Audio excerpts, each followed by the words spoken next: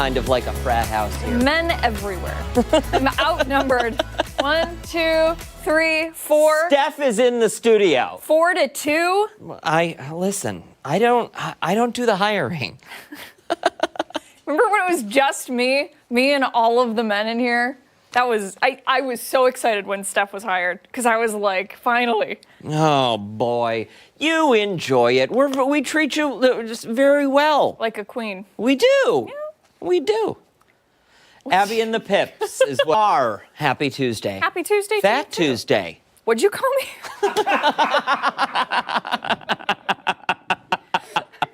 Oh, we're off to a great start. 8 o'clock this March 4th. Thanks so much for waking up with us here on Arc Rochester. I'm Dan Schrack. I'm Abby Fridman.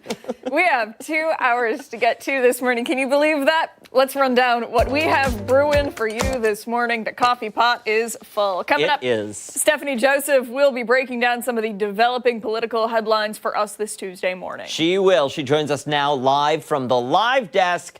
Steph, what happened to your screen? I couldn't tell you guys. You know, it's just how things are going this morning. There we go. We got something here. Well, things seem to be moving faster each day in Washington, as they are here. So Arc Rochester is tracking it all and keeping its finger on the political pulse. So the latest move from the White House: tariffs on Mexico, Canada, and China. You'll find out just how much the U.S. is now charging on imports and how Canadian leaders are responding. And then days after a stunning spat in the White House, President Donald Trump now calling for a pause in military aid to Ukraine. What he says, or what he wants rather, to see from the Ukrainian president to reverse course. Meantime, Trump's cabinet is still taking shape. You'll meet Linda McMahon as she's set to lead the Department of Education. The president is also set to address Congress for the first time during his second term tonight, what he's expected to talk about and what message one local congressman hopes he delivers. That's coming up later in the 9 o'clock hour. All right, Stephanie Joseph, thank you for that. We appreciate it. And coming up later this morning, we are putting on our neon and heading back to the 80s for Gigi's Playhouse and their upcoming gala happening later this month. We will learn about what they have planned for their big night of throwbacks. Do you think we're going to have costumes for this segment? Oh, I hope so. Wouldn't that be great? It would. Yeah. Why not? I don't know. Gotta live, baby. Hey, and then we are taking a look at how Rochester is celebrating its deep roots in Irish culture.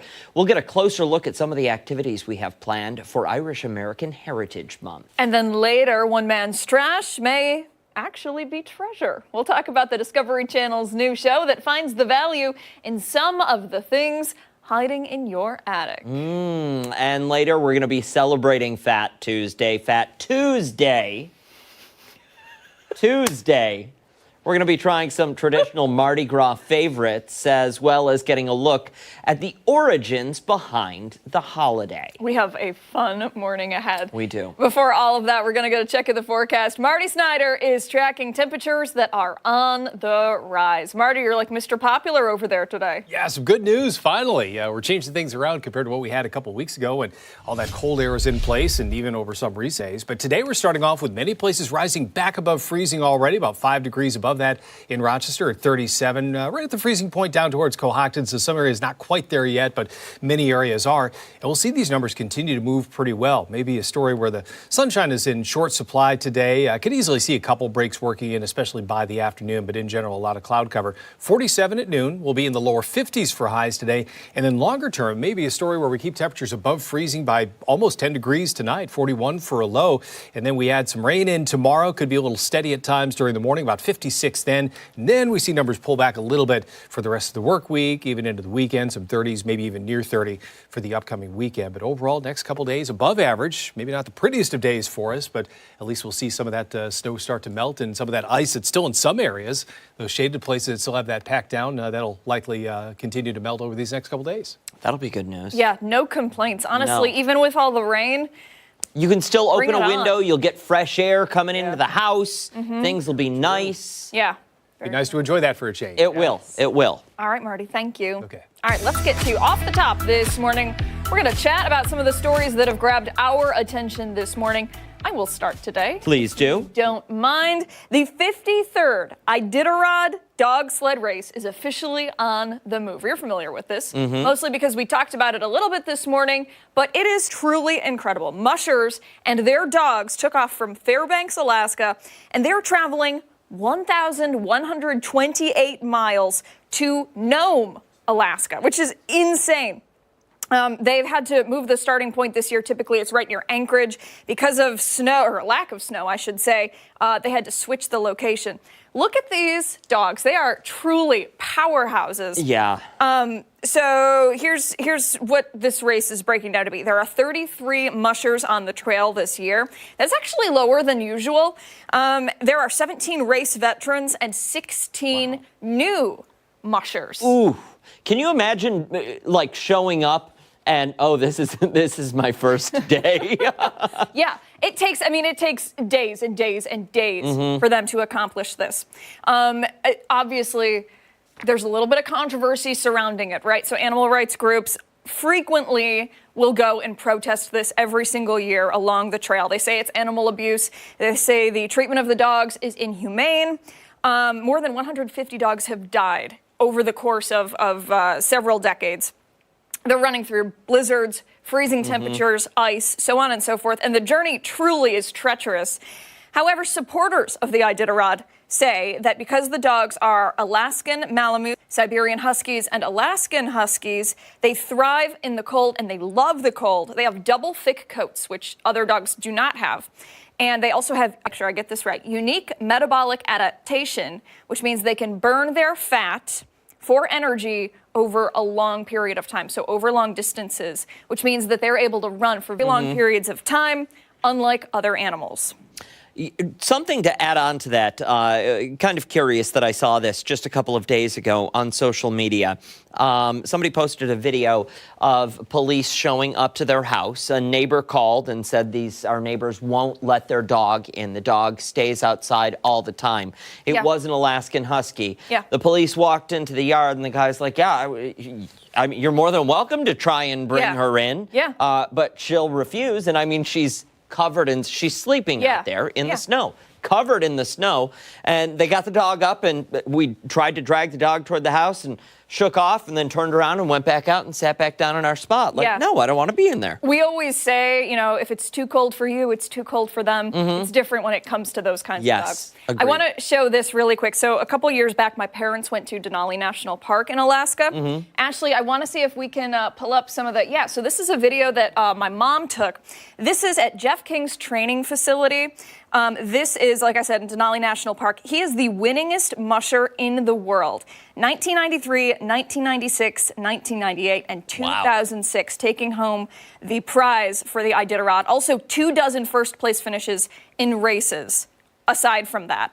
So you can see him there pulling ATVs, pulling the sleds. Yeah, see? They look so excited. And they're so excited. So there are dozens of them, and they're getting picked right now to go and pull. This was in the summer.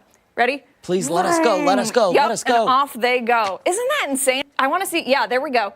How fun would that be to go running on one of those just once? Little hamster wheel. Look at his legs. Yeah, Look at listen. how fast. You or I do that. We make it 3 steps, face plant, and then just go around in a circle. I know. Incredible, though. It really is. It really is. We'll have to keep following this and find out who wins this year. Yeah. A daily check-in. It'll be interesting, too, to see if it is one of the veterans or if it is one of the newbies. Yeah. Interesting stuff. Yep. All right, let's move along. We're talking about a different story here. My pick for this Tuesday morning, this right here. This is what we all, I think, dreamed of when we talked about flying cars. It looks like our table.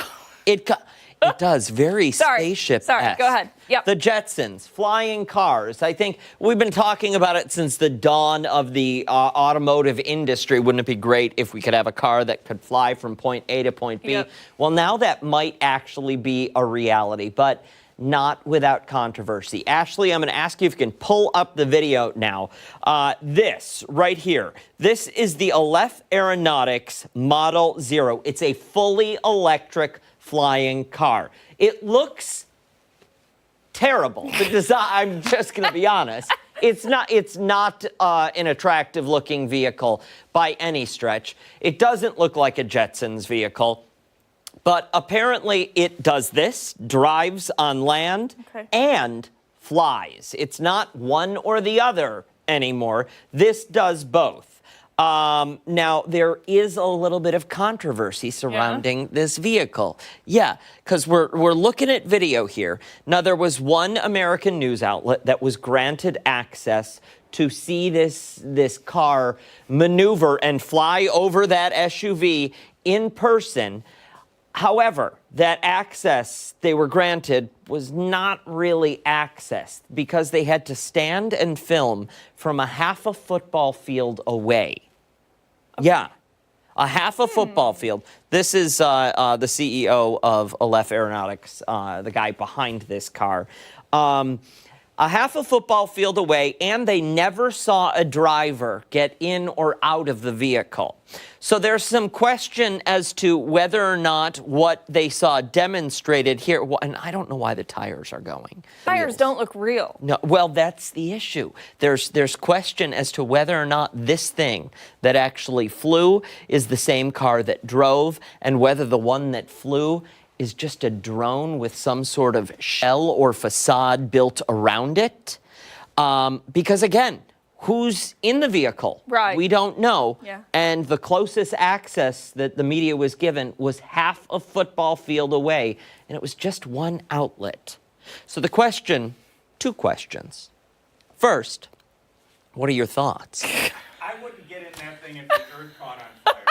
I'm with you, Mark McLean. says he would not get into it if the earth caught fire. Okay, first of all, I have so many questions. Okay. So many questions, and I'm just going to say, if I was sent there to cover that and they said stand half a football field away, that would be the very first thing I said in that report. Yeah. I'd be like, this is ridiculous. Second of all, what's going on with the wheels? Those look like my bike wheels. They're rough. I don't does understand not look... how mechanically that is working. It also looks like a hearse.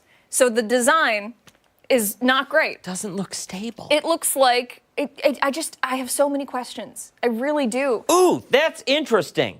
Can you start, Ashley, can you start this video again? Because I know we're running. Okay, watch, Yep. watch, right here. Yep. You're gonna see the sky through the side. You see the sky, I don't know. I've got questions. Couldn't do it. I'm not Couldn't saying do it's it. not real for legal purposes. This is all speculation here, but there's a lot of curious aspects to this story. Would I go in a flying car? Absolutely.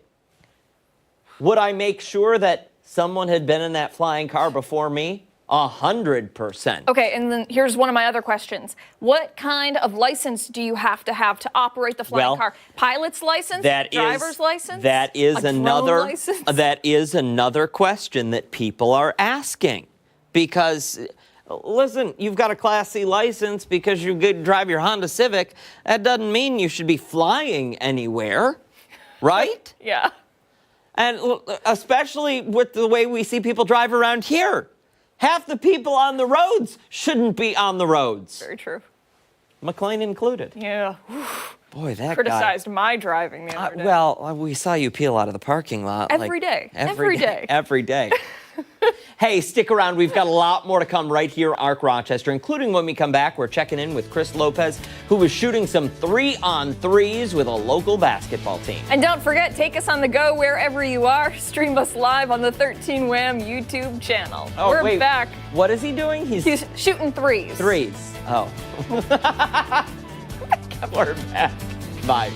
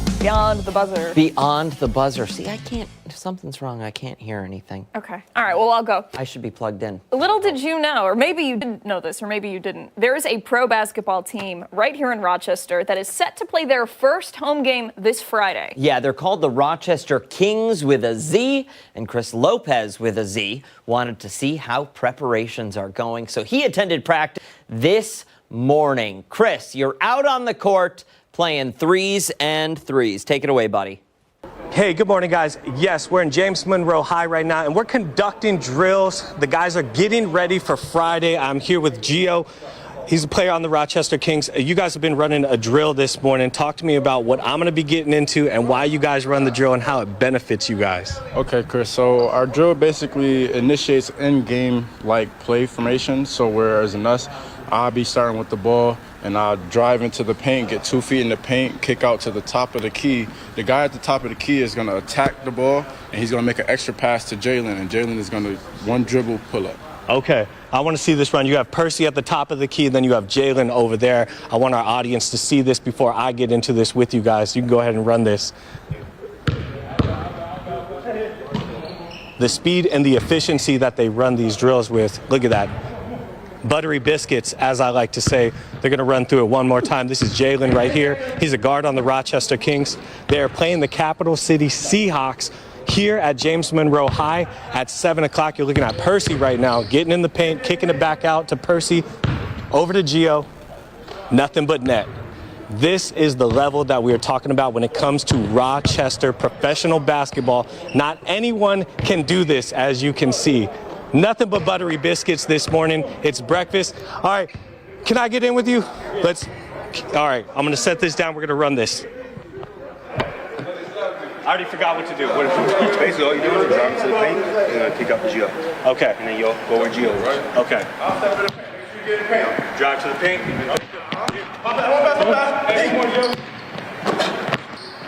Shot. How you feel? Come on, Pete. My fault. Make the pass to you. Hey, Chris. We go.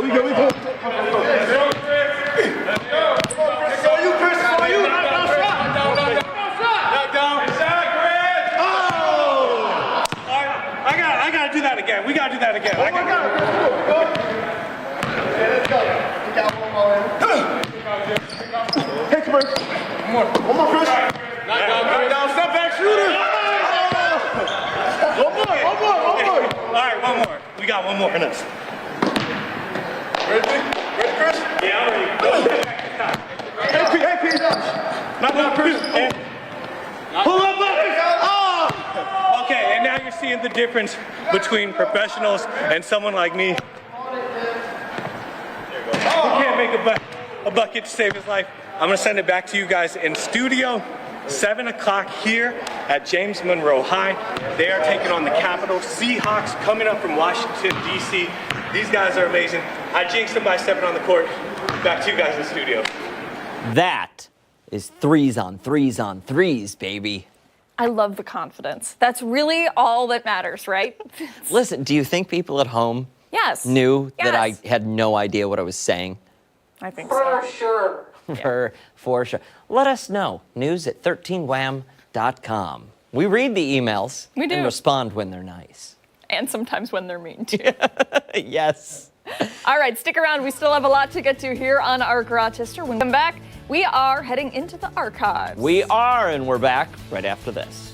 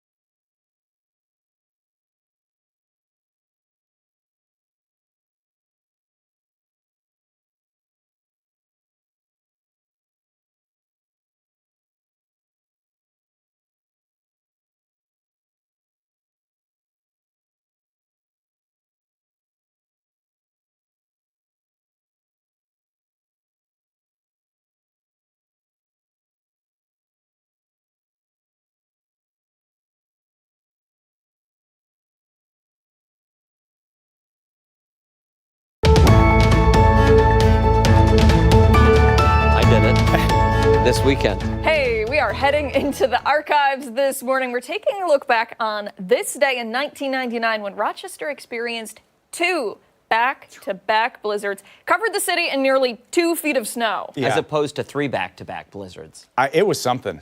I mean, I can remember. So I was at SUNY Oswego, finishing up senior year of college. We're coming back. It's going to be the spring break. And we left Oswego. It had just started snowing. And we're coming back. By the time we got to Webster, Williamson area, the snow was already hitting the front of the car on Route 104. It's really incredible. Yeah, it was. We want to give you a look back at some of those storms in this 13 Wham report.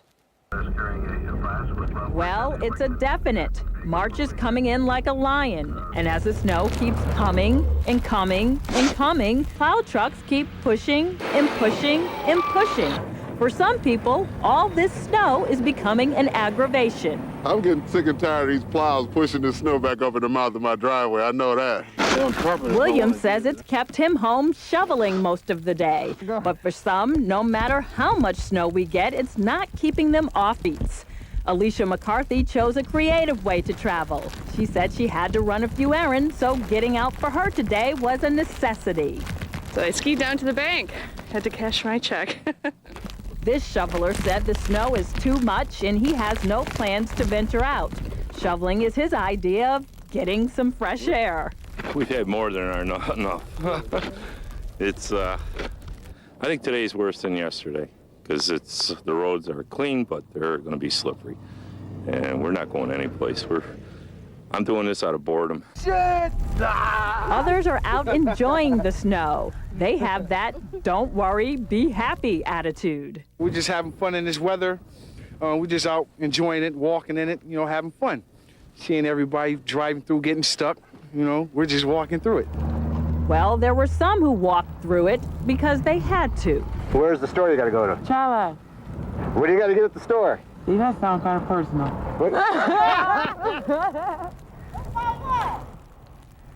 What did she say? I didn't catch that last part either. Oh, yeah. She said that's personal. Oh, gotcha. Yeah. Yeah.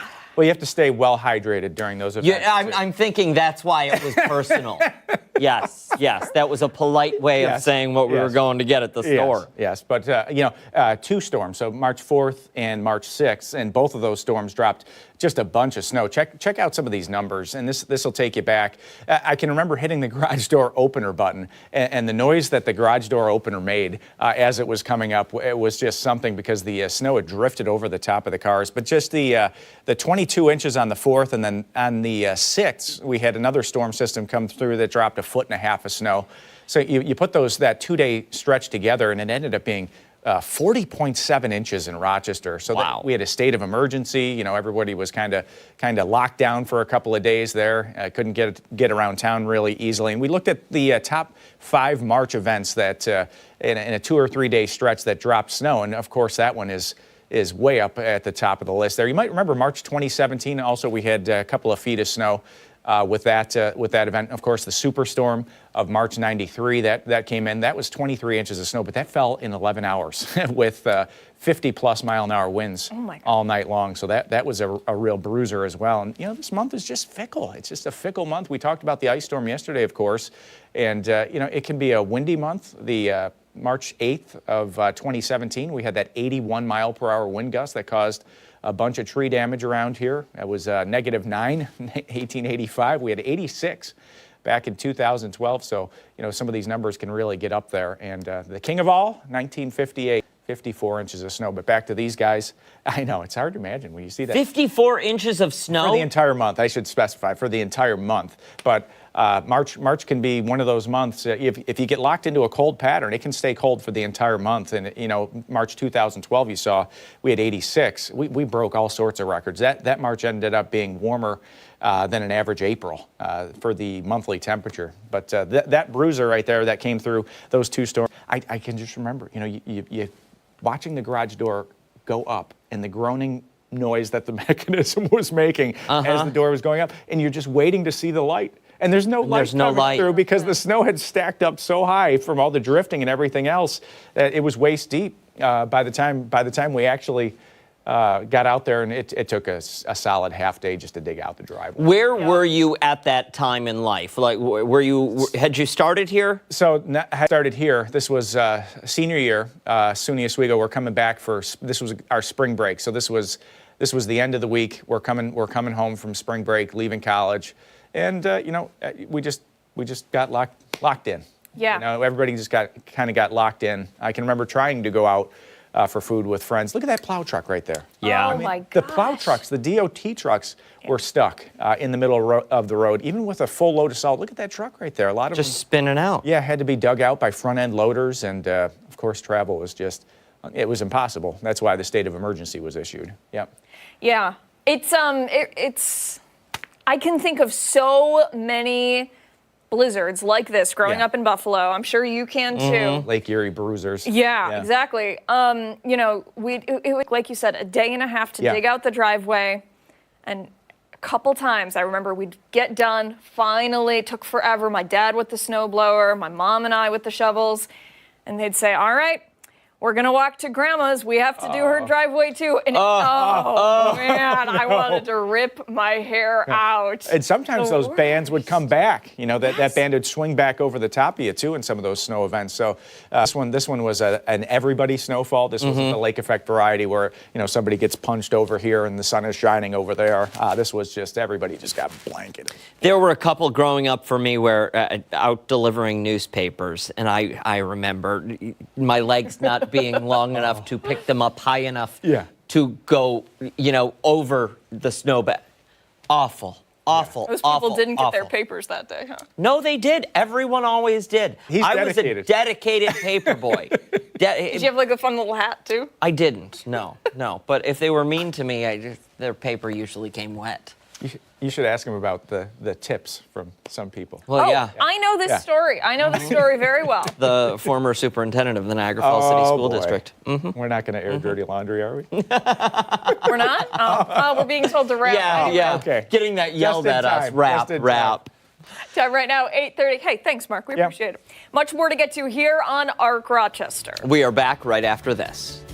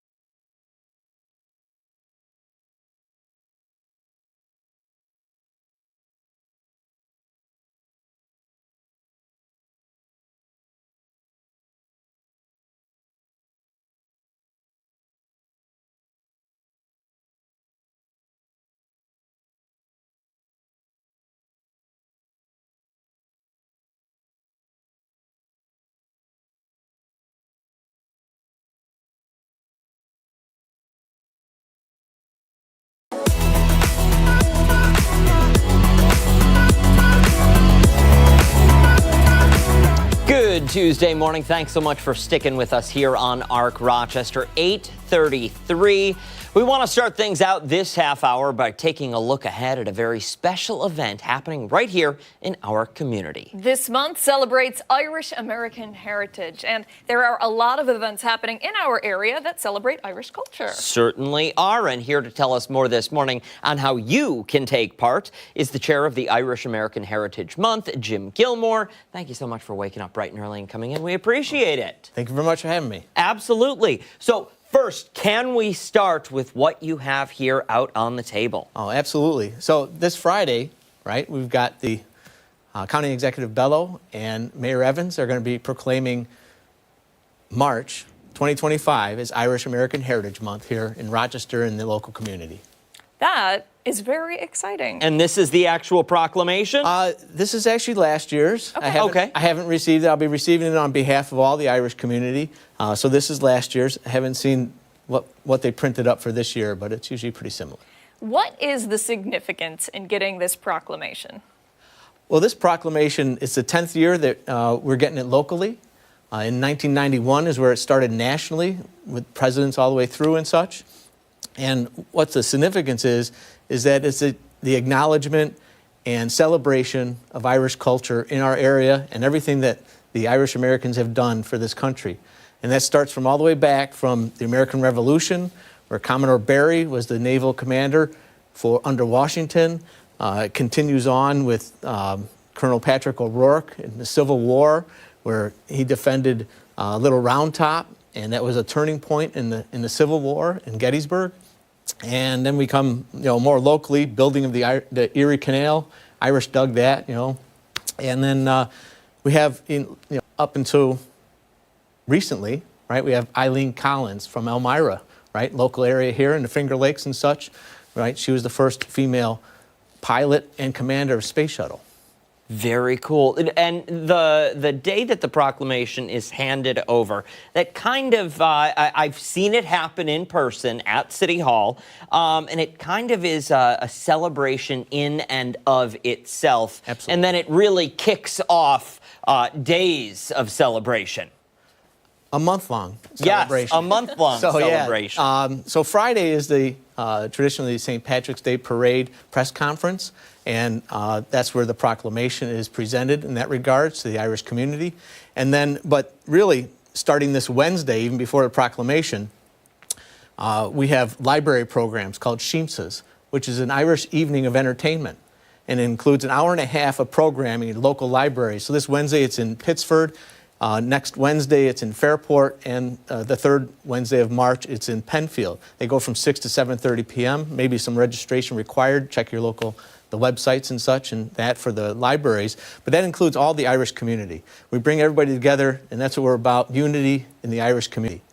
And so it starts off with some soda bread demonstration, right, from the Ladies' Ancient Order of Hibernians. Mm-hmm. We then have then it follows up with Cultus Cateri Aaron, which is the Rochester Irish Music Association. They play traditional Irish music for about half an hour in that, live, unscripted, just talk it through just like they would do in a local pub, either here or in Ireland or anywhere else in the world. And then followed up with Irish Talk. That's even given by the Ancient Order of Hibernians or Irish American Cultural Institute or Rock City Gaelic, which is our local GAA sports athletic association. It's going to be featured later in the month, I think. And then followed up in the end with Irish dancing. We usually have a couple of different groups. One of them is Rinka Nasser, Irish dance, and then also Katie Jameson and her Jameson School of Irish Dance. And they dance to live music, so it's not this pre-recorded stuff. Mm-hmm. And so those go for 3 Wednesdays, this month. And you don't have to be Irish to celebrate. Oh, absolutely not. So yeah, they joke, even in the Irish Music Association, they joke about some of the other nationalities that are involved. So yeah, it's really celebrating Irish and what has the Irish community done for our country, for our community, and everything else in between. Really incredible. We're running low on time. For somebody sitting at home who says, okay, I need to get involved, where is the best place for them to go to start? So as far as the Irish American Heritage Month, Facebook page. There's daily posts on that page that'll give you also links to other organizations. And these posts have been going on for 8-9 years now. And so there's a whole backlog in there. But also you can go to local Irish organization. AOHRochester.com has a calendar of events that they do, and we sponsor a whole lot of different events.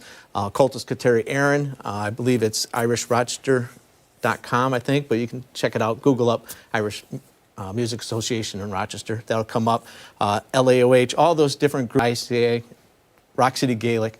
We all got calendars and events that are upcoming through the whole month of March. And year-round. I mean, we culminate in March because that's our month, Irish American Heritage Month. But this stuff goes on year-round. The celebration is never over. Yeah, the trad sessions for Irish musicians are all around the county and even Southern County and such throughout the year. And dance groups, everybody's doing things year-round. But this is our apex. Excellent. Thank you so much for your time today. We really appreciate it. You're welcome. And we'll put all of the website and event information that you need to know over on foxrochester.com so you can celebrate too. 8:39 today. Don't go anywhere. When we come back, we are once again checking back in with Mr. Lopez, who is hitting the court this Tuesday morning. And don't forget, take us on the go wherever you are. Stream us live right now on the 13 Wham YouTube channel. We're back on the other side of the break.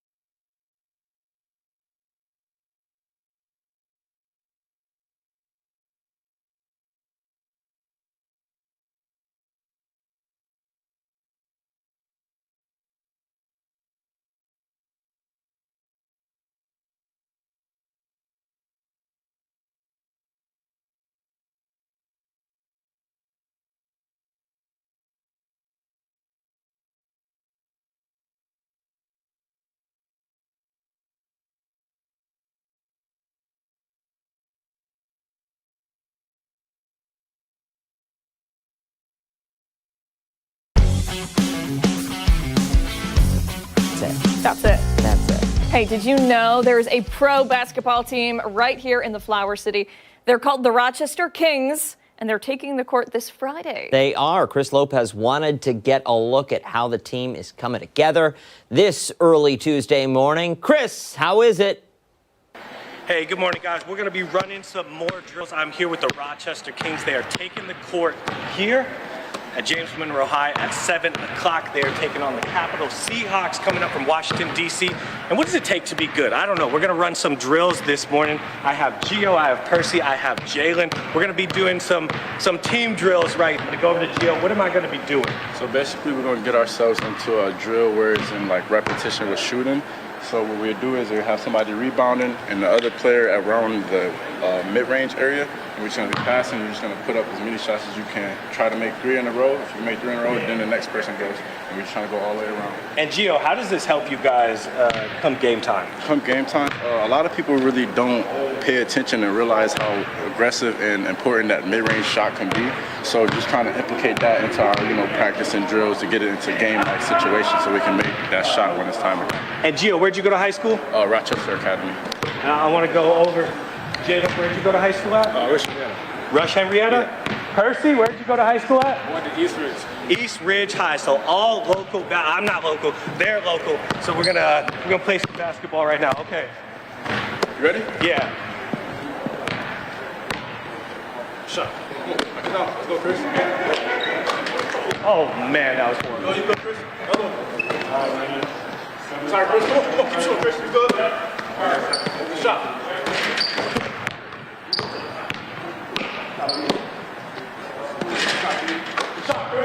Come on, 2 more.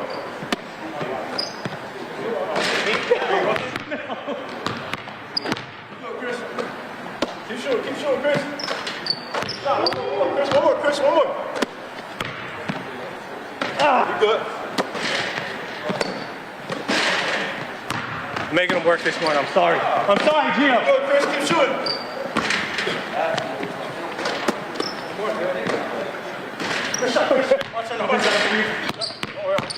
Oh, I got him. One more, Chris. One more, Chris. Come on, Chris. That's 3. Oh. It's all right. I made 3. I'll be at maybe 50 shots later. All right, I'm gonna more. One more, Chris. Send this home, Chris. Okay, send it back.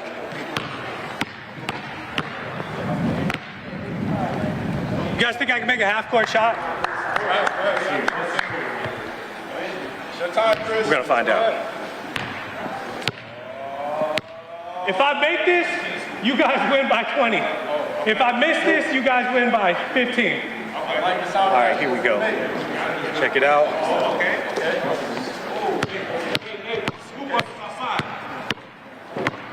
There you go. Half court. Let me go one more. I'm gonna send it back. On a make. Back to you guys in Henrietta. 7 o'clock here, James Monroe High School. These guys are taking on the Capital City Seahawks. Hey, Chris. Oh! What are you gonna do? Back to you guys in the studio. I'm sorry. Listen, Yeah, I don't think he's getting recruited anytime soon. that would have been excellent television. It would have. If he did the whoosh, and then the Yes, and he- then nothing but net. Or if he spun it, did that the jelly roll, the chest roll? I don't know what is it called? I don't know. Around the world. Around the world, and then turned around and did one of the, Yeah, he couldn't even do it facing. Ooh, she is on fire today, folks. It's the lack of coffee. That's got to Make me be a what it little is. Punchy. Hey, we've got a lot more coming up next. It's this week's edition of Crime Stoppers. We're back after this.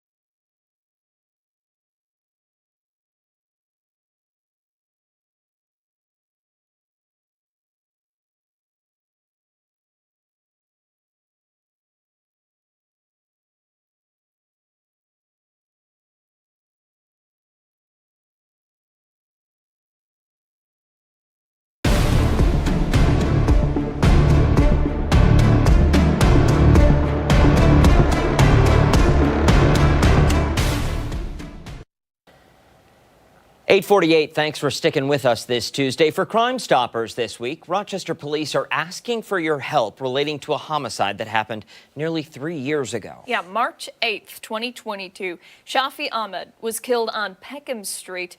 Joining us now to talk a little bit more about the investigation, we have detectives Andrew Mackenzie and Tim Gourley. Good morning to you both. Thank you for being here. Good morning. Thanks for having us. Let's take a look back. 2022, right around this time of year. For somebody who's unfamiliar with the case, can you give us an overview?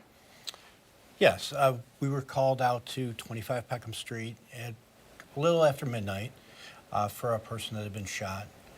The preliminary investigation led us to believe that it was a carjacking that had gone wrong. There were two people in the car, Mr. Ahmed and a female passenger.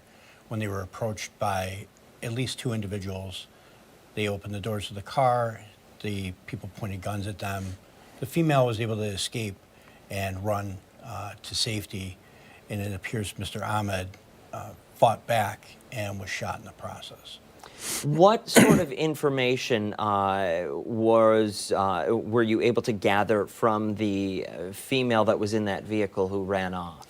She was able to give us the basics as to what happened, what time they had arrived there, where they had been coming from, how long they had been in the car prior to the shots being fired. And she was able to provide us some basic physical descriptions of the suspects. So now, fast forward, 2025, this is still unsolved, but I'm imagining it hasn't gone cold, correct? No, we're still looking for information. We've canvassed the area for video, talked to anybody that was in the area, witnesses, and that sort of thing, but we're still looking for some tips that could help us close the case.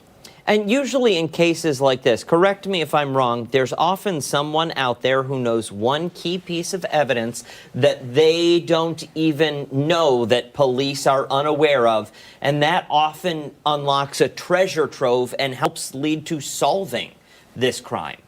Yeah, we definitely believe that there's people out there that have valuable information that can help us, close this case. March of 2022, we had a rash of carjackings shortly after this homicide, and our theory is that it's possibly that some of the individuals involved in those sort of similar crimes, or people were in their vehicles, maybe distracted or putting groceries in, and there was more than one or two suspects in those crimes. That maybe it's connected to our case from Peckham Street. And we're just looking for people that were out there that night. We know there were some vehicles that maybe went by. We just need, oftentimes we say one phone call can really help. Absolutely. I would imagine you've been speaking with Mr. Ahmed's family, yes? Family, friends? Some, yes. Okay. And they probably are pushing to get some answers here. Yes, we would like to have the answers just as much as they would. As far as any of these case homicides, we get to know the family members and that sort of thing, and we want to give them closure and provide them with as much information as we can as to what happened to their loved one. This one is obviously, being 3 years later, it's a difficult case to close, but like you said, we're still looking for that one phone call or that little bit of information that could help us push the case in the right direction and get some closure. I imagine the past several years for this family has been difficult, as it would be any family in this kind of situation. I'm wondering if you can speak to that, what a family goes through when there are so many unanswered questions. One mainly unanswered question, but I have to imagine there's not a lot of rest that they get. No, there's not. And we field calls from family members on open cases all the time. I would say weekly, if not monthly. But they want updates, they want information. And because of the sensitivity of the cases, and we're trying to still close them, we can't always provide all the information to them. And we tell them that when and if we can, we will. But it's the same thing. We can't give everything up. We can't tell them all the details because we need to keep some of it to ourselves to move the case forward. But they go through a wide range of emotions. And obviously 3 years is a long time for them. It's like any death would get better with time, I imagine. But they still want the information. They still need the information to help them grieve. Absolutely. Again, every little bit of information helps. If somebody wants to get in touch with you, is the best way to do that through Crime Stoppers, or should they reach out to the two of you directly? Either way would be fine. Either way, we have a flyer on the Crime Stoppers website for this case.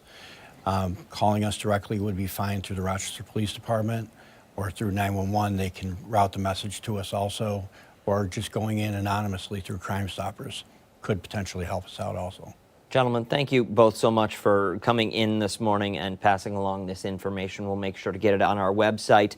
And for any of you out there who might have some information, we'll make sure to have that contact information for you to find on foxrochester.com. Time right now, 8:54. We have much more to get to here on ARC Rochester as we continue into the 9 o'clock hour. We are back on the other side of the break.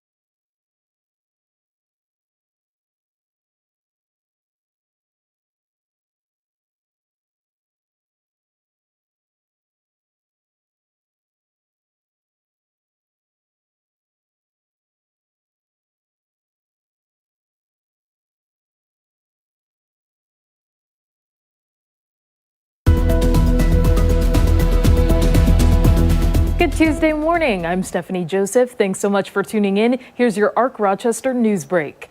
The Monroe County Sheriff's Office is asking for help finding a missing 16-year-old. This is Travis French, who they say left his home in Hamlin Sunday morning. He was seen around 9:45 around Lake Road and King Street in Hamlin wearing a Carhartt jacket, jeans, and cowboy boots. Deputies do not think he is in any danger. Anyone with information, though, is asked to call 911. The man accused in a quadruple shooting last year in Rochester is now awaiting extradition to New York. Police say 29-year-old Laquan Hanna allegedly shot 4 people at a home on Lyle Avenue in May. 29-year-old Jared Perry and 31-year-old Marquise Chambers were killed. 2 others survived. Authorities say Hanna fled to Texas days after the shooting and was arrested last month on drug charges. He faces murder, assault, and weapons charges here in Rochester. In Ontario County, a Victor High School teacher charged with raping a minor is set to return to court today. According to court paperwork, 66-year-old David Porter is accused of engaging in sexual conduct with a girl under the age of 17 in December. Investigators say the minor is a student, but not in any of Porter's classes, and there's no evidence of other potential victims. Porter was arraigned on a charge of third-degree rape and released. The Victor Central School District says he has been put on leave, and they are seeking legal counsel to suspend his teaching license.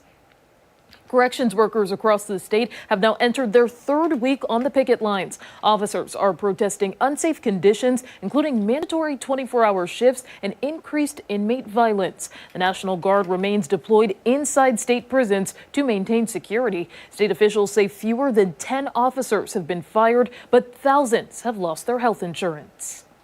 None of these actions we take lightly.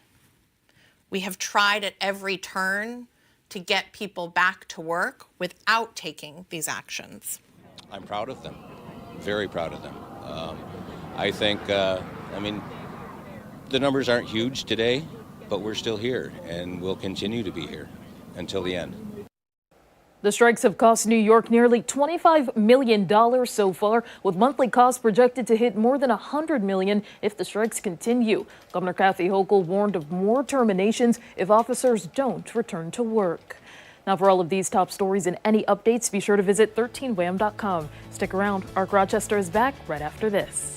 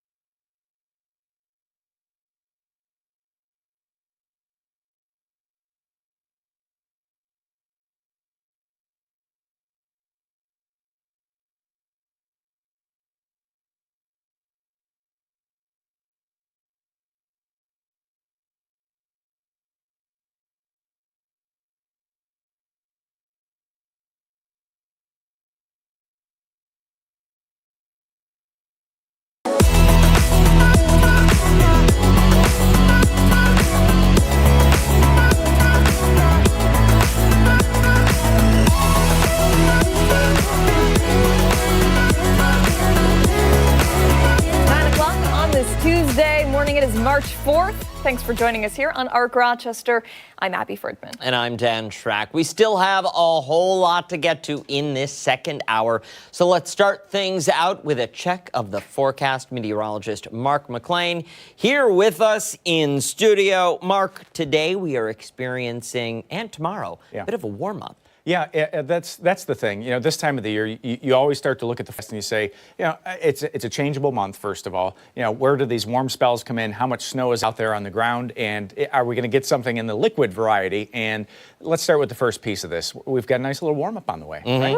It's nice, right? 40 degrees at this point. That's a solid, 10, 15 degrees warmer than yesterday at this time. And but that has consequences, right? You know, where do we pay and when do we pay? I don't think this is going to be a big deal for Western New York, but there is a flood watch that does start at 1 o'clock this afternoon, and that's in effect until 1 o'clock Thursday. And the reason for the duration of that, the warm air causes slow but sure and steady ice melt and snow melt out there, and that all gets back to our tributaries, our creeks, and our streams. And those creeks and streams, if you've noticed when you drive over them, are still just loaded up with ice from this stretch of cold weather that we've had recently. So what ends up happening, you know, you look at it now and there's no issues. All these dots are green or something close to it. These are National Weather Service hydrographs that we look at, and it says everything is fine. We've got some spare capacity for some rain and some snow melt out there, but here it comes. And here comes that steady rain for tomorrow. And this is going to be a tomorrow deal. This is 7 o'clock tomorrow morning, your morning commute. You're going to have the windshield wipers going. Your evening commute, likely another little line of rain coming on through there. So, you know, how much are we going to get out of this? And it looks like it's about a half inch of rain. So that amount of rain would normally not be a concern for a meteorologist. And, you know, you'd look at it and say, okay, it's a free car wash. You know, let's put a positive spin on this. But getting back to that other point, that warm weather begins breaking that ice apart. Some of that ice starts to push downstream, and you get some of these creeks and streams that just get gurgled up a little bit, just like your kitchen sink when you try to put too much down the disposal. Some of that ice can get lodged up in tighter curved areas. And some of the creeks off to our west are usually the more typical suspects for this. The Cayuga Creek, the Tonawanda Creek, Black Creek can get blocked up a little bit, but that's the kind of thing we're looking at with the forecast. But for today, low 50s. It's a mild day, some clouds out there, and I just don't see any quote big issues. But if you have a wet basement, you know, we've got a sump pump down. Yeah. You just check it out. You lift up the floaty and see if the thing is going. And you know, I mean, it's that kind of deal. Yeah. Yeah.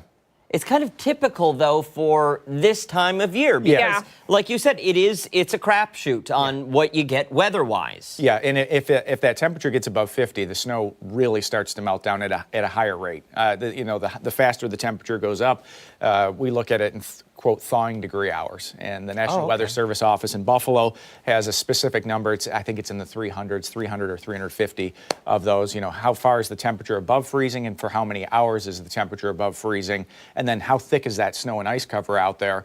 Because that's all spare capacity of water that's going to eventually end up back in Lake Ontario. But to get there, it's got to go through all these creeks, streams, rivers. The Genesee River is fun to watch. You know, this time of the year, you go down to High Falls and you really see that flow rate go up in events like this. But you know, at this point, I just want to stress, even though there's a flood watch, most of us are not going to experience any issues with this. Okay, so I've only lived in the area like 2 years, but when I was in college here, I'm remembering significant flooding along the Lake Ontario shoreline this time of year-ish. All of those homes, the sandbags, so on and so forth. Yeah. Do you anticipate we'll have more of the same this year? So that was a storm track that locked in, and we had several storm systems that kept taking the same track. It was the same track over and over again, and each one of them was dropping, you know, a half inch or an inch of rain, and it all ended up back in the Great Lakes at that point. You know, Lake Ontario set the record. It was 249 feet or something above sea level, and they had as much water as they could going out the St. Lawrence, out towards the Atlantic, but it just wasn't enough. So I can remember doing live reports up there. It was so sad because, you know, not only that, but the waves were coming in, and the fish. I mean, the parts of the, you know, some of the stories, you know, when you cover major stories and you're looking around at other stuff, it was unreal. Yeah, it was really an unreal experience, and for the homeowners up there, nothing like that in the forecast. The lake is 4 feet lower right now than it was at that point. All right, well, let's a little bit of insurance. Yeah. All right, good stuff, Mark. Yep. Thank you for Thank that. you, sir. We appreciate it. Time right now, 9:07. Much more to get to here on Arc Rochester, including when we come back, we are grabbing our shoulder pads and our leg warmers for an upcoming retro event. You still have yours. I think you're wearing them now, right? And don't forget, you can watch us on the go wherever you are. We're streaming, you know what? It's going to be Abby streaming live. I'm going home on the 13 Wham YouTube channel. Abigail's back right after this. Solo.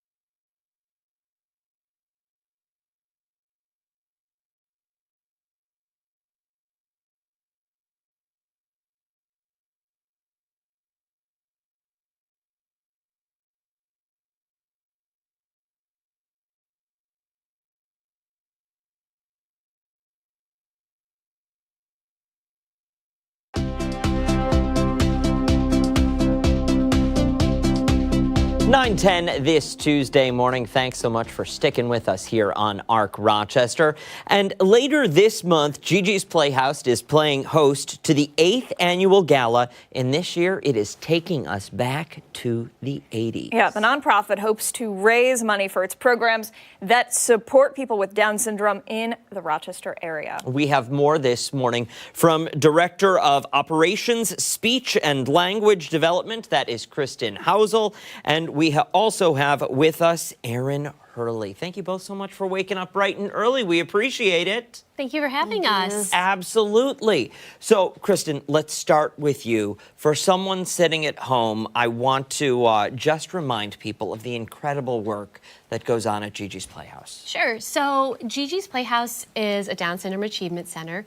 We provide free educational programming to individuals with Down syndrome of all ages, and from speech and language intervention with me to math and literacy tutoring, on up through group programs, art therapy, music therapy, and a career development program, which is what Aaron is a part of, actually. And Aaron, what are you doing at school right now? Well, I got to Gigi's Playhouse, Gigi's University College, and I'm taking courses from them, and Gigi is a good arrangement for me to have. Can you tell us about the courses that you're taking? So the courses I'm taking, I take math, I take career development, I take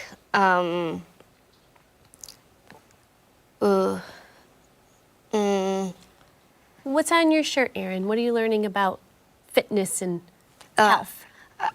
I take Gigi Fit. Nice. And do you have a favorite? I do. What is that?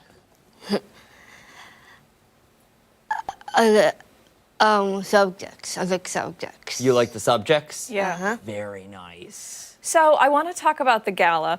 Aaron, you were kind enough to wear your super cool neon t-shirt today, which I'm loving. It is an 80s themed gala, yes? Yes. Very good. So tell us about it. So we're taking it back to the 80s. We have live music from Dial-Up. We're encouraging everybody to bring out all the 80s gear this year, and all for Gigi's. It's a wonderful cause. Absolutely. Yeah. I imagine everyone at Gigi's within the organization takes part and gets all dressed up, right? Yes. And Aaron, does that include you? Are you getting all dressed up for the 80s gala? I am. Do you know what you're going to wear? Because I bet it's going to be something pretty spectacular. Well, I'm wearing a dress. Yeah? Okay, very good. Is it top secret? Are we not allowed to know about it? Is it going to be a big surprise? Well, I'll give you a sneak peek. Okay. It's sparkly. Oh, it's sparkly. A girl after my own heart. Do we get to know the color? Maroon. Maroon. Very nice. Very Good nice. choice. See, I knew she had style. Yeah, got good taste. Got good taste. It goes with the nails. Is the gala open to the public? Can people buy tickets and come by to support the cause? Yes, absolutely. Tickets are on sale now. We've got a variety of prices, sponsorships available. It's going to be a great night. There's casino tables, silent auction, live auction, dancing, great food. It's going to be a great time. And with the tickets, if there's a small business, an organization out there that really wants to get involved, can they just get a table? Absolutely. They can. Yep, they can contact us right at the Playhouse, and we can set that up. Absolutely. Perfect. And one more time, what exactly will all of the money be going towards? Is there a project in mind, a mission in mind specifically here? Well, no, it's just to keep all of our free programming available and just keep building on that for all of our participants. Very good. And Aaron, how much do you love Gigi's Playhouse? So I sold soaps to Gigi's. Oh, yeah? Uh-huh. Very nice. I sold 26 of them. You sold 26 of them? Uh-huh. Get out of here. How did you do that? She's popular. You must be popular, right? So, Gigi's Playhouse offered me money to help to support Gigi's, and I would everybody to support Gigi's. Very nice. And we hope everybody supports Gigi's, especially now in taking part in this gala. Thank you both so much for waking up bright and early and coming in. We appreciate it. Thank you for having us. Thank you. Absolutely. Aaron, we got to see the dress, all right? We want pictures. Send us pictures after the event, okay? I'll send you pictures. All right, sounds good. Time right now, 9:16. Don't go anywhere. When we come back, Stephanie Joseph will join us. She'll be going over some of the top political headlines this morning. Ark Rochester's back after this.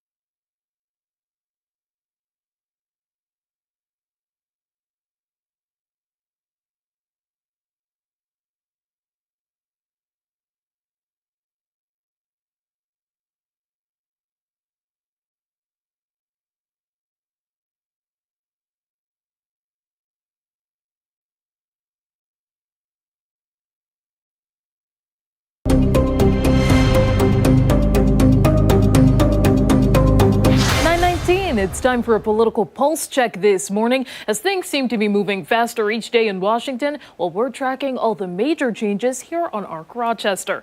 We start with new tariffs now in place in Canada, China, and Mexico. Now both Canada and Mexico seeing 25% tariffs on imports.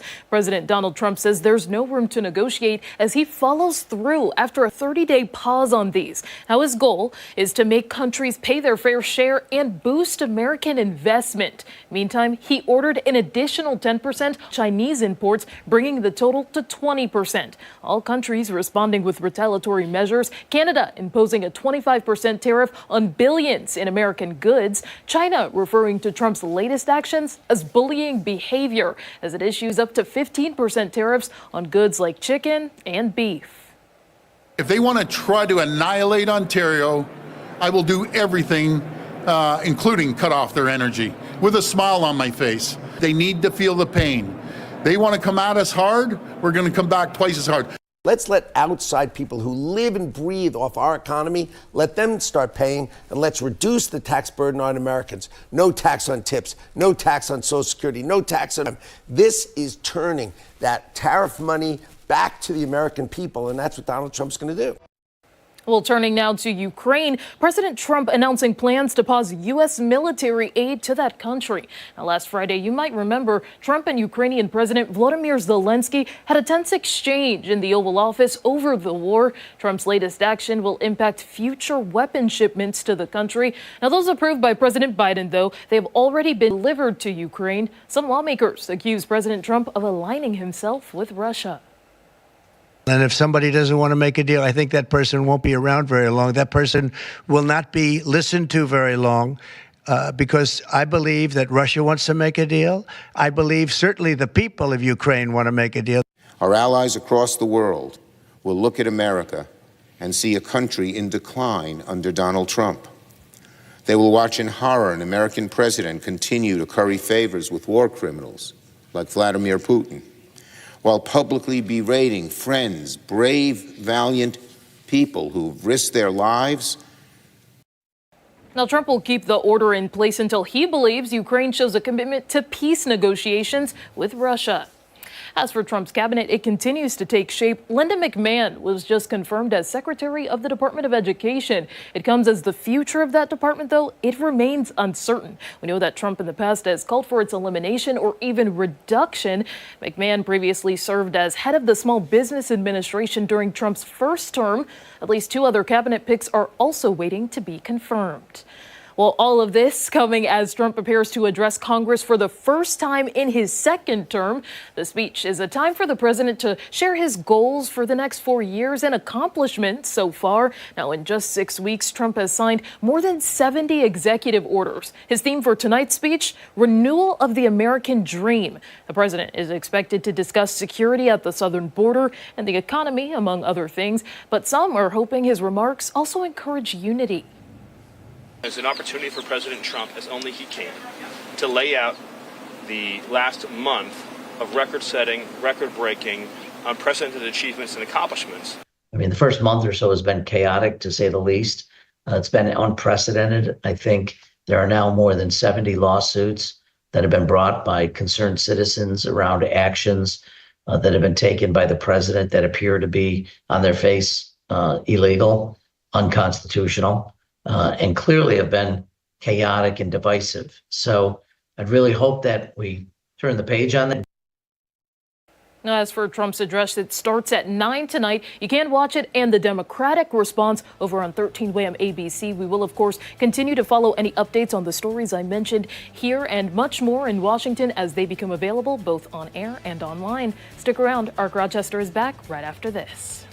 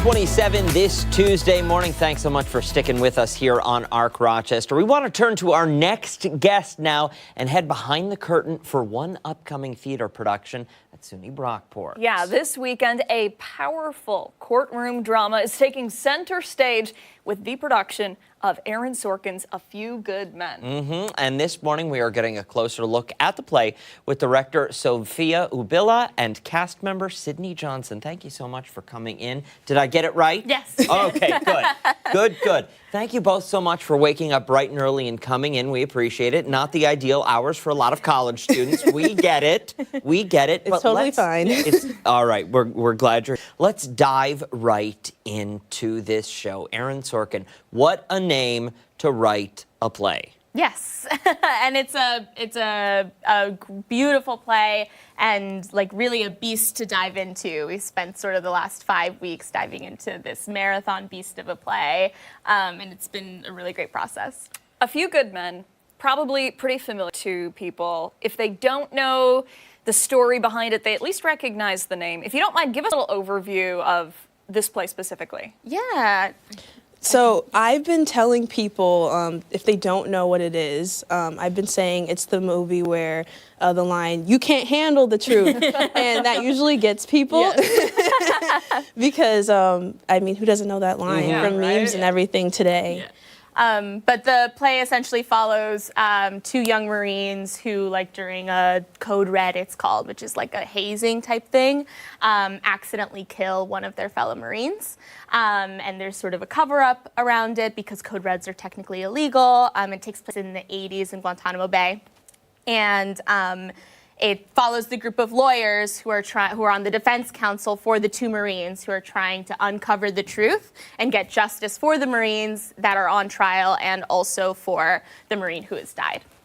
And what is it like for you to take on the role, because you're directing, yes, correct? I'm directing. What is it like taking on the role as director for something that a lot of people have probably heard of, a lot of people have probably seen? It's got to have a little gravity, a little bit daunting, no? Totally. But I think one of the things that I emphasized to all of the actors, Sydney and everyone, was like, you're not going to be Demi Moore, you're not going to be Tom Cruise, you're not going to be Jack Nicholson, right? Like, who are these characters? Where do you intersect with them? Where are you very different? And how can you make them your own? And how can we make this production of this play is only going to exist with this group of people because we're all different than every other production of A Few Good Men. So then how can we infuse it with our own vibe and personality and perspective on the piece? What a way to approach it. Yeah, really. Oh my gosh.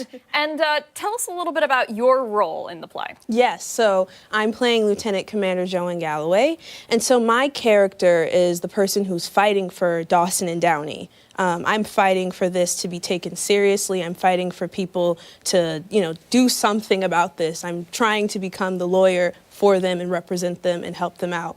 And my character is the person who strives and keeps it going, basically. And so it's a very, very fun role. It's my most challenging role so far because, oh my gosh, it's a monster of a play. It's a beast of a play. But I'm looking forward to opening day. I'm looking forward to hearing everybody's reactions. We're actually, for the first show, we're going to have active duty and veterans coming in, and it'll be a free show for all of them, and then we're going to have a reception beforehand. So no pressure. Yeah. But I'm super excited. Yeah. Yes. And also the only female character in the And I'm the only female character in the show as well. So I'm really fighting for somebody to listen to me and take their case seriously. But it's been a pleasure playing a lawyer and playing someone in the military. It's super cool. Well, something tells me you've got this. It's in the bag. Thank you. I feel like you've got the attitude and the personality to take on this, what sounds like a very challenging character to play. And again, being the only female member. Yes. What is that like for the rest of the cast? Well, I think, truth be told, Jeff, for example, some of the things that he ends up saying to me in the show. Who plays Jessup? Who Colonel plays David Jessup. He's like, I'm so sorry. He actually just met my godfather, and he was like, I'm so sorry for some of the stuff that I have to say to her. But it's been pretty cool. It's been pretty cool working with all the guys. I've never done a show like this. I mean, it's me, and then it's 12 guys. So, but it's been pretty great, and it's been just very inspiring to be a part of this. And I imagine inspiring for all of the young women who will be in the audience and recognizing, hey, I could do that. That could be me one day. Yeah. You're kind of, you know, truly being a role model. Oh yeah, you know, I didn't think about it in that way. Well, but no pressure here. It takes a lot of courage to step on stage in general. Yeah. But for what my character is fighting for, stepping on stage and, you know, fighting for these guys when no one is, yeah, I guess I didn't think about that, but you just gave me a whole other objective going into these performances. I'm happy that we had this talk. I am happy too. Sophia, I feel that this is almost the same for you, directing one female cast member and 12 other guys. Yeah, well, and that was one of the things when I talked to the producers when they brought me on to the show, that like there's like Joe is the person that's sort of moving the play along and forcing what happens in the show to happen. It wouldn't happen without her. And the sort of obstacles that she comes up against are so vital to the plot, and that it felt really important to have a female director on the project to really bring that perspective and push the guys to realize that and sort of what is their journey and their relationship with Joe. But it's been a really fun time. The cast is really fun, and it's like a great dynamic, and it's been a lot of fun. All right, ladies, you sold us. Now you gotta sell it to the folks at home. For those who want to come by, let's get the ticketing information and the dates and times. Yeah, so it's this weekend, March 6th through the 9th. Shows at 7:30 on Thursday, Friday, and Saturday. Shows at 2 p.m. on Saturday and Sunday. Tickets can be found on the Brockport Theater website. Yes, Fine Arts, Brockport. That's all you got to look up, and you'll find the tickets. Excellent. Perfect. Thank you both so much for waking up bright and early. We'll make sure to post all of this information if you want to see the show on our website, foxrochester.com, after the show this morning. Time right now is 9:34. Stick around. We have much more to get to here on Arc Rochester. When we come back, we're taking a look at how some trash could actually be treasure. Really? I swear. All right. Hey, and don't forget, if you're heading for the door right now, we want to go with you. We are streaming live right now on the 13 Wham YouTube channel. Arc Rochester is back on the other side of the break.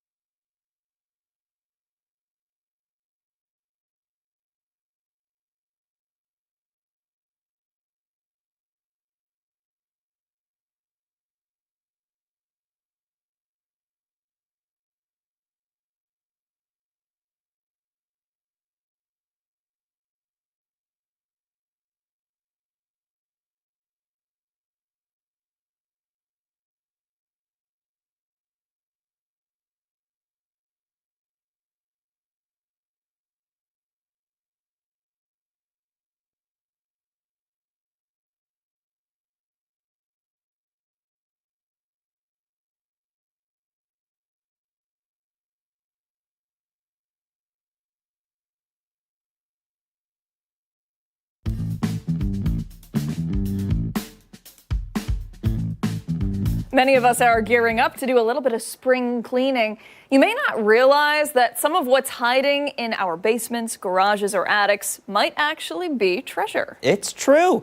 The Discovery Channel is actually launching a new show called Filthy Fortunes, where they find those valuables and tell you just what they are worth. For more, we're joined now by modern-day treasure hunter, expert clutter cleaner. I like the title, Matt Paxton. Hey, Matt, how's it going?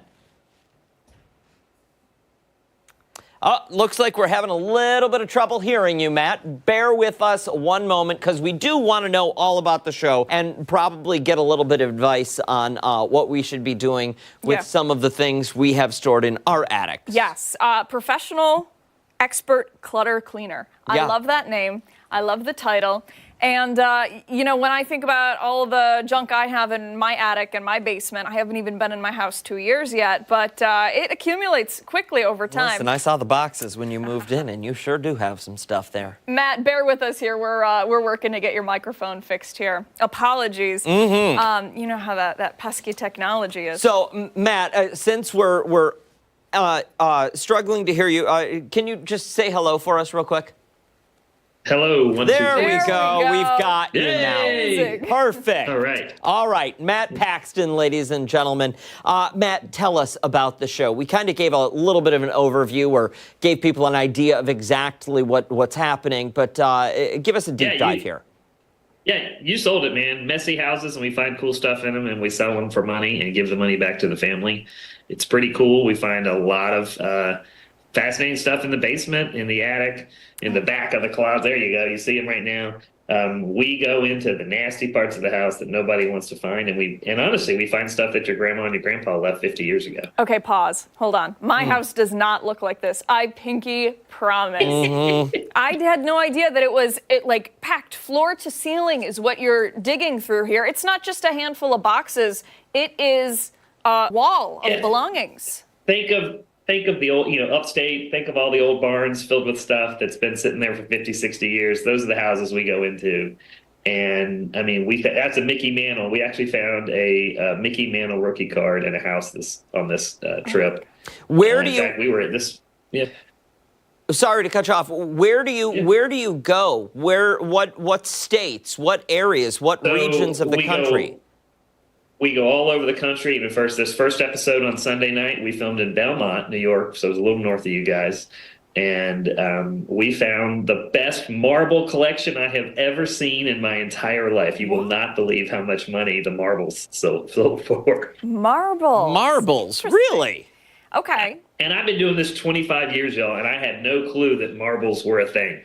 And we found out that, people from all over the world flew in to buy this marble collection because it was such a good marble collection. Wow. It was just sitting on a house on a little lake upstate New York. Yeah, would not want to lose your marbles in that I feel like we already have most mornings. I want to know Good for you for going for that joke. When you are sifting through all of this stuff, I want to know what it is that gets your spidey senses tingling, where you're like, oh, I need to look through this. Is it just a feeling? So now, yeah, for me, it's a feeling. I've been doing it for so long. If it's the dining room furniture and the silver, not so much. It's the stuff you haven't seen in a couple years. Basic gut check for anyone watching this right now. If you think it's worth a lot of money, it's probably not. And if you don't think it's worth some money, it probably is.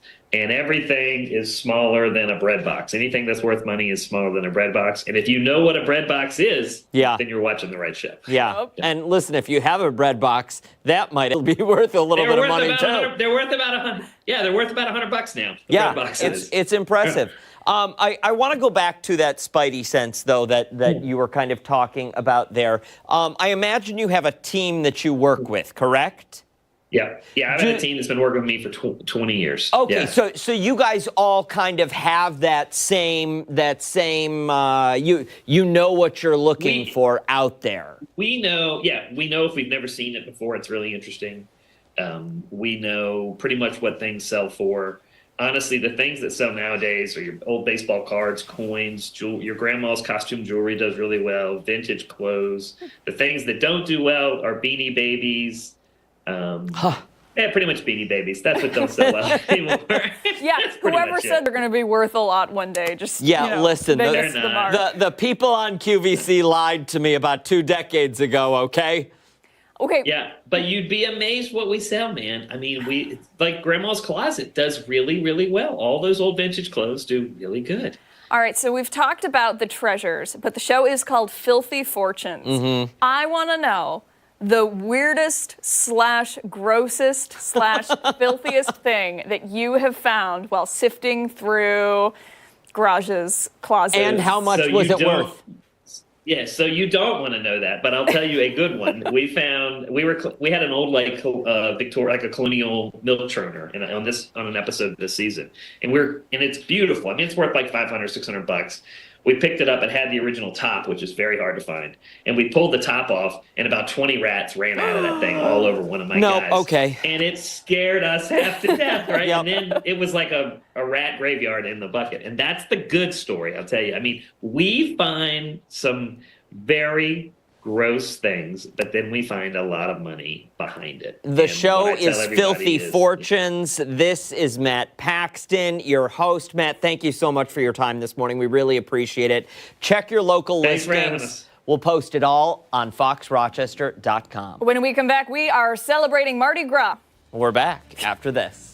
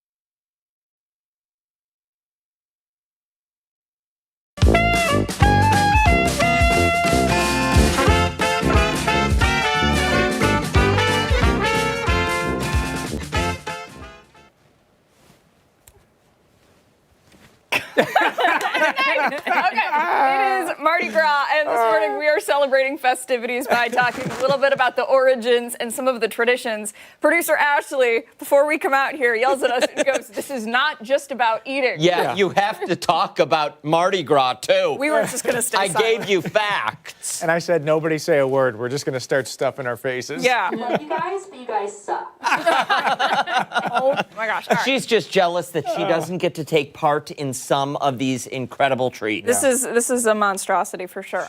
So Mardi Gras, as some of you may know, is a Christian holiday and a popular culture phenomenon that dates back thousands of years to pagan spring and fertility rites. Yeah, it's also known as Carnival. It's celebrated in many different countries around the world, mainly those with large Roman Catholic populations. So where Dan and I grew up in Buffalo, huge celebrations for Fat Tuesday. Yes. That right there. That's a king cake. This is a king cake, and this is this is sold a lot in like the New Orleans area. Okay. This is what they are known for over there. He's already eating. I don't care. That's all right. This is, Fat Tuesday is to kind of like mark the Lenten season, right? So you get all your junk food and all your garbage out of the way, and then you're supposed to celebrate Lent. Oh, we got knives? And not indulge yourself. Okay. Gotta dive into that. Are we cutting and carving here? Sure, yeah. Okay. So which do you want to do first? I got both of these. So the three big ones, you've got the king cake. Okay. These are punchkis. Which there are a couple different ways to say it, and no matter how I say it, the people are going to correct me. Yeah, either way. somebody's going to say you're saying it wrong. Punchkis, it's fine. And then there are also Fasnats or Fasnats, and that is like a German donut, and that thing weighs like 1,000,000 pounds. Well, this thing This one is, some weight to it I'm going to say already. calorie dense. Yes. You see Yes. him? Okay, Yeah. I'll be nice. Yeah. Okay, because this thing is it's like cutting a cheesecake. It's a brioche base type something, Look at that and frosting. Talk somewhere about what's baked in there. I'm going to try it's not a to. baby that's baked in there. A baby. I think I already You found the get baby. the baby. You found it? I did. Did you It was really? right It's there. right in the Oh middle. my God, he's right in the middle. Right in the middle. Oh my gosh. Well, I guess Mark gets the good luck for the year. I'll save the good luck for you guys, all right? That's Look at you that. sliced his head. So, So- now you're now This you're really holiday, out of luck. Fat Tuesday, it takes place before the start of the Lenten season, Ash Wednesday. And this is the way to celebrate because during the Lenten season, you're supposed to give something up. I already said that. For oh, you did. Yeah. So I was eating. It's okay. Go ahead, you can keep Those going. are mystery. It looks good. This looks really good. These have nothing to do with the holiday. They're so that I'm not left out, and I appreciate it. And they're delicious. They're just mystery bites. I don't know. What did you say was in the middle of this again? Cream cheese. Cream cheese? Cream Okay. cheese frosting, I think. Really? Do we need any more? so. Anybody else? Does Director Jeff want a piece of this? Mm-hmm. No? He said no. A baby in it? Yes. We got the baby. Baby's Are you right in the listening to the show you're We producing? found right Listen, here. there's a lot of gears back here that gotta move. You're not supposed to eat it, It's right? like fruit. Oh, or No, you don't eat it. It's I here. was like, we're not made of supposed to. sugar? No, it's plastic. made of Definitely made of It was a plastic. joke. Man, that didn't like we just hair do a on story on microplastics in the brain? Oh, I boy. know. That's why I changed my straw. I think it's So- after 47 years. I think it's Here's too a late fun, for me. fun fun fact for you. The first American Mardi Gras took place on March 3rd. What year? 18, Ooh, I'll say 1797. Wait too long? 19. 1699. Wow. We've been celebrating for a while. And Mardi is the French word for Tuesday, and gras means fat. hence Fat Mardi. Tuesday. There you go. Mardi. Yeah. Is that how you like to say it? In French. In French. Yeah. Okay. I'm skipping lunch. You're just gonna eat that? Yeah. Yeah. It's pretty good. How is yours? Belly. Delicious. Yeah. So it's like, Okay. I'm gonna okay. move along here. I'm gonna come back to that. That's good. That is excellent. That is the 1st time I've ever had a king cake before. No way. I've never Yeah. even Me heard too. of it. Yeah, you can get them. The grocery stores are selling them. Wow. Probably not after tomorrow. It's not going to Right. last No. long in the newsroom, I can No. tell you that for sure. Okay, so then these are punchkis. Okay. And Are we cutting it them? is, yeah, Okay. we can slice You got it. it? I'll let you do it. Since you did so good with the Or other one. just take know, I one and would've bite ruined into it. it. Well, Now, those They things are weigh 10 pounds true apiece. dance fashion. this box is twisting by when the I weight. when I was Right. working in Buffalo, I was a judge for the punchki contest. No way. And I have never felt so obese in my entire life. Oh, no. There were, You had to- 16 Oh, no. These things. bakeries that have submitted Wow. entries, and you had to try all of them. I'm just going to carve We up have one red of these. Here. raspberry. Yes, this is red raspberry. There were also custard ones, Okay. powdered sugar ones. You get you. Why don't you just, I just- I'll yeah, pick I'll this just up and you can grab grab one. it. I Yeah, got a fat sorry. down. You, got, you can grab that little Not piece there. well. You might as well finish it. There you go. So I'm terrible at We're this. still, So glad you cut them. Thank you. yeah. And I'll get There one it little piece is. over here. Got the red raspberry in the center. Oh my god, Take a look. it's great. There we go. So, 10 out of 10. All right. we know Mardi Gras, known for the parades, the costumes, the music, the great food. Let's see. Many celebrate I said parades. That's good. Mm-hmm. Listen, our producer today, she's very bossy. What'd she say? She said the beads, not the braids. Oh. I said parades. And she's not saying anything. No, she's not. What do you want me to say? That you're wrong. Yeah. Another big part of the celebration is Mardi Gras Indians. They are African Americans who are honored in an effort to respect the indigenous people and groups who assist African Americans to escape enslavement. Oh, there's a picture. Sorry. Can I take a look at that? You keep eating. No, I was gonna say you guys should try these because they are so good. I, believe it or not, do not believe you when you say that. Really? I'm gonna stick with these. These are good. The vegan food has always done me wrong. No, it is not. Steph, if I can suggest, Oh my goodness. take that chocolate one. Okay. Mark, I'm gonna Yeah? say take that Okay. purple one. I'll take one for the team here. Okay, and I guess I'll finish this one. Yeah, finish it. Can one of you sing When the Saints Go Marching In? That's just what I want to hear. You know what we need for producer Ashley? Sure, let me swallow. We need like the Wilson Home Improvement, like fence in front of the mouth, and like she needs to be like here on a webcam or something. This That'd is be great. actually good. Right? Yeah, it's like a chocolate mousse, very rich. They're mini decadent bites. Oh. These are good. Wow. Yeah. 10 out of 10. All right, somebody give me an intro. Do we have a pitch pipe? Oh boy. We also need more sound effects. We do. We do need Yeah. sound effects. I'll back you up. Yeah. Yeah. You got it? Yeah. All right, what other facts do we have? You honestly went through all of them. Drinking is a big part of modern day celebrations. As a reminder, be safe, don't drink and drive. We can wrap. Yeah, that's pretty much it. Yeah. What did we think? I thought it was good. What did you like best? Never had. I've never even heard. I think the king cake. It was good. Yeah. King cake or Yeah. punchki? King cake. King Yeah, cake? I'm with you. Yeah, those are usually served warm. I put those in the fridge though. Oh. She just said in my ear, I'm going to punchki you. Stick around when we come back. It's our final thoughts. We're back after this.